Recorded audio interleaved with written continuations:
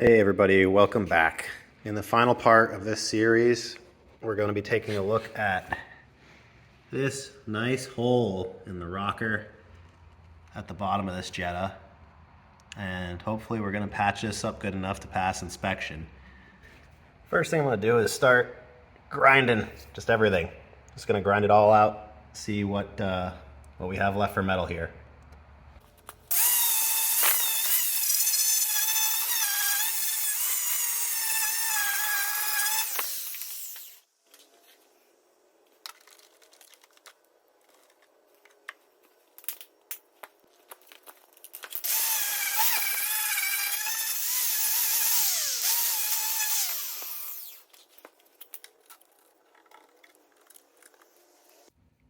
Alright, so now I'm going to make a template. And to do that, I'm just going to use this old root beer box right here.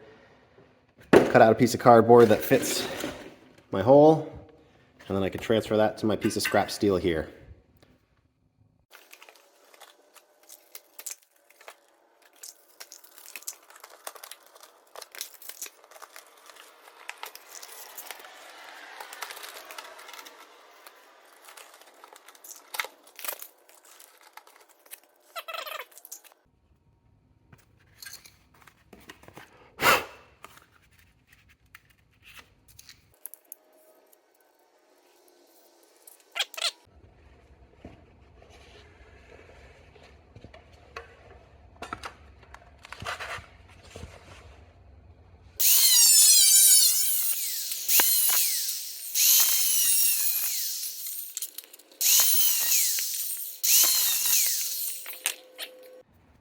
Alright, now I need to get a 90-degree bend from here down. You can see we've got a flat piece here, so I'm going to show you how I'm going to make that bend without any special tools.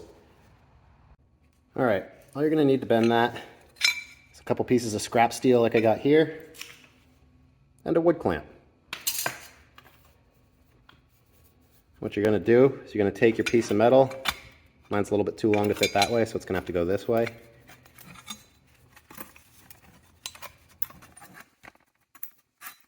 You stick it right in here, line it up so that it's flush, just like that. Your wood clamp.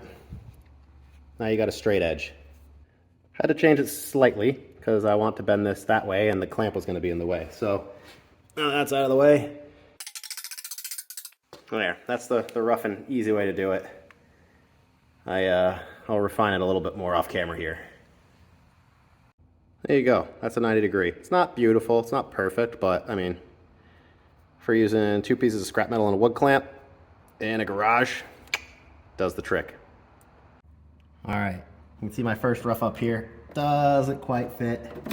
I'm gonna have to trim this inside nub a little bit, and we'll see how it fits. Alright, got it trimmed up. Look at that, fits right in there. Now I'm going to try and tack that a little bit so I can actually get a bend on this. I'm not really sure how I'm going to do this yet, but I'll figure it out as I go. Always be sure to disconnect that negative battery terminal before you start welding, just so you don't blow up your ECU or any of the critical electrical components in your car. And also make sure you use a really long extension, just for fun. Alright, I just went up in here, you can see I sanded off whatever primer and rust there was. Try and get best surface possible to tack my steel to, so I got some nice clean metal there. So I'll set up a shot and do some tacks.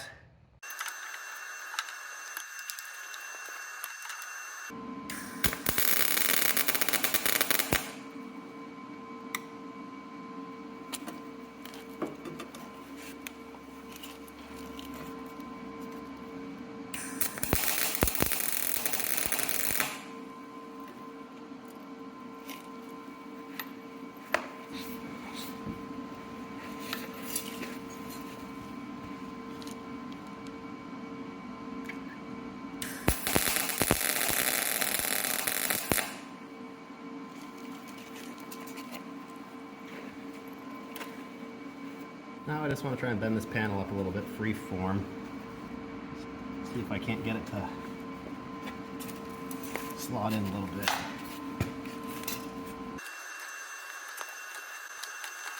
So it looks like we're gonna have to cut a little bit off here. Not a big deal.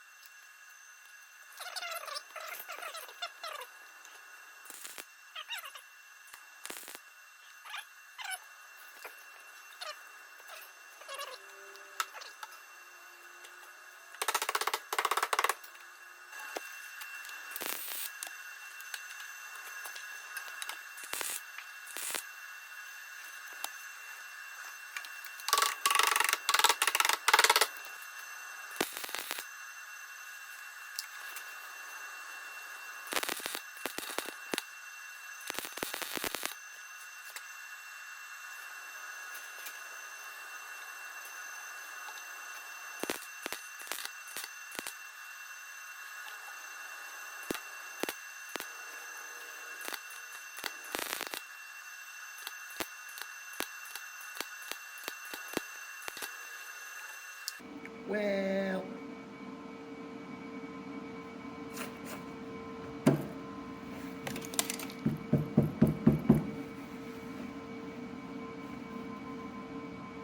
that is definitely not very good.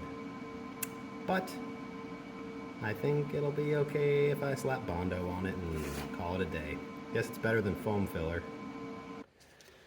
Next step in this process is Bondo. I'm gonna go ahead and just start smearing it all over that and filling in my gaps.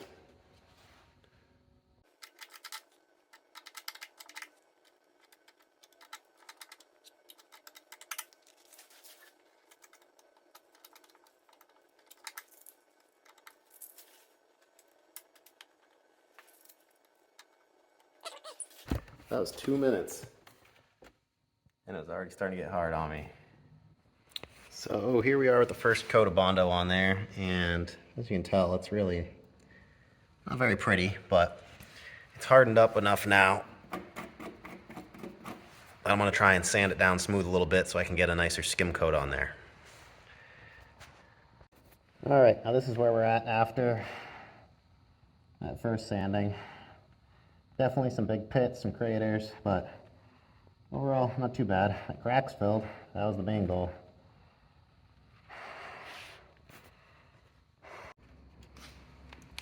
Well, that's 3 coats of Bondo, laid on, sanded, laid on again, sanded again.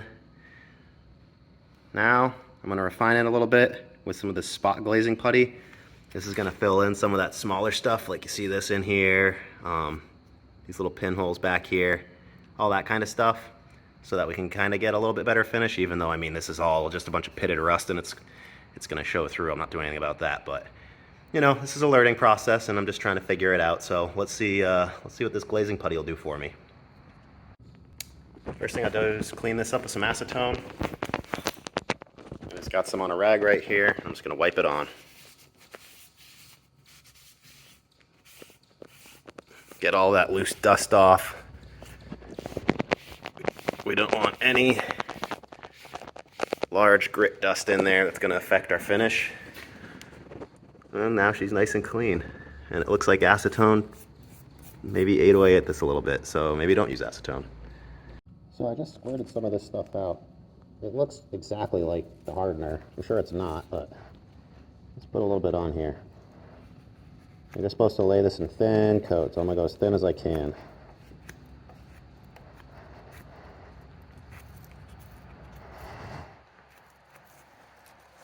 This is pretty hard to do while filming. So hopefully I'm getting something okay here. All right, I'm going to put the camera down and get this cleaned up a little bit. This is that first coat dried. I am going to sand this with 320 grit and see how it looks. Hopefully I don't have to add a second coat.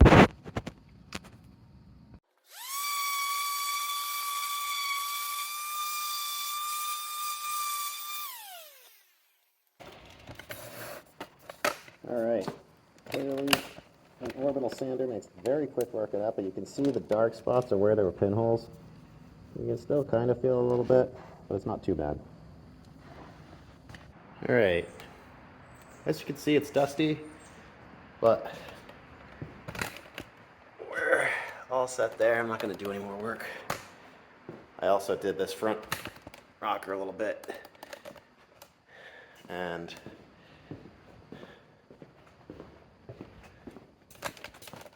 I did this rear one a little bit too.